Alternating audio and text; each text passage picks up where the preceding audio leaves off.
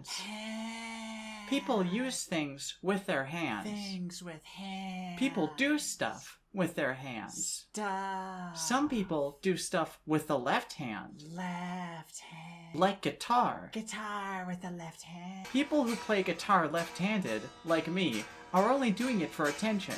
And if you are left-handed and play the guitar right-handed, you are a class traitor. This is my thesis statement. Here are our picks for the top 10 left-handed guitarists. Number 10. Tim Armstrong. Timothy Armstrong is a guitarist most known for his ska stylings that were developed from the emotional and physical back pain of having his guitar as close to the ground as possible as he played. Tim also presents his ska music in a punk presentation by recording all his music videos with a Game Boy camera. Overall, he gets an AA on the tier list for all the AA batteries he went through to film his music videos because Game Boys take a lot of those. Number 9. Melina Moy. She's so cool. Her guitar is cool. Her music is funky. Rad. She is so cool. Number 8.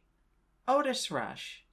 For someone who has Rush in their name, Otis in Rushmore is a very relaxed dude with his music. This is because he did blues music, and blue is not a very fast color, except when it's a hedgehog. He also played with the strings upside down because he only played on guitars from Australia. His most notable song, Working Man, shows that he was non-stop on that grind being a Giga Chad Sigma male, which led to him dying way too soon at the young age of 84, 90 years after his birth. Number 7. Albert King. Albertus Kingley had a very rough upbringing. His town was so run down that even the road signs were not in good quality, which he sings about in the song Born Under a Bad Sign, in which he talks about his birth. Like Otis Moore Rushington, he played with the strings upside down, but this was because left-handed guitars hadn't been invented yet, because left-handed people haven't been invented yet. He was also famous for bending the strings, which adds more tone to the guitar, and the more tone, the better, because tone is stored in bent strings. Number 6. Paul McCartney. Polyamorous McCarthyism was the bassist for the Beatles, but he also played guitar sometimes. Being a part of one of the earliest K-pop groups on the 7 Seas, he had to fight off hordes of teenagers before Bieber-era regulations were put in place, leading to his use of the bass to repel the teenagers, because playing bass is only attractive if you are a tall goth girl. And this was also the reason why he used a pick. He also wrote Let It Be, and it was based on a dream he had. Number 5. Kurt Cobain. Curtis Cobainium was the frontman for Nirvana, which is weird because he was the only member of the band who wasn't a Buddhist. He also spent a lot of time looking like the random guy a bisexual sees at 7-Eleven that reminds them that they're still attracted to men. His most famous performance is when he played guitar on a stage at MTV headquarters. His most famous song is Smells Like Teen Spirit, and oh boy, he sure does look the part. Number 4. Applejack's mom. Zooey Zap Zap. Applejack's mom is such a good guitarist, I forgot to remember her name. You might be wondering how a horse plays guitar with hooves. Well, you see, hooves are actually just hundreds of little hands gripping onto the strings for dear life. Zooey Zoop Zap Baby. Number 3.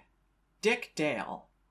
Richard Dalesbury Dimmadome is most known for his headbands and surf rock. Surf rock is like regular rock, but it's radical and played in Hawaii with people who surf. Richard is most known for that one song no one online can agree on how to pronounce, which was featured in the film Pulp Fiction that was based on real events. And also, it utilizes tremolo picking, which is very hard to do, and should not be in the basic lessons, Rocksmith. This is not fundamentals, it's hard. Number 2. Jimi Hendrix. What can be said about Jimothy Hydroxycline that hasn't been said over the last 50 years because people can't stop talking about him? Although he did collaborate with the musician Cynthia the Plastercaster, he is most known for the band with his name on it, much akin to Sly Cooper. He would take right-handed guitars and reverse the string so that the guitar was upside down, as he wanted to appropriate Australian culture. He was most known for his performance at Woodstock, where one of his strings broke and he had to make an improvised string with hair ties. He had to do this because when he asked for a spare G-string from the audience, they kept throwing underwear at him, which made him angry. See, look at this photo where he shows his teeth. Look at how angry he is. He then set his guitar on fire. However, he did write with his right hand, which does hurt him on the tier list. Overall, I'd give him an S for superstar. Number 1. Mio Akiyama. Mio Akiyama from the band Hokago Tea Time is the greatest bassist of all time, and bass guitars are technically guitars, because that is what the Fender website says, so shut up. Although notable for her goth death metal band from the 50s, her most influential work was the bass lines for Tupac and NWA, making her the unsung hero of hip-hop if you overlook all the other musicians in that genre. Also, her bass is really cool. Therefore, she is going in the top S rank of the tier list.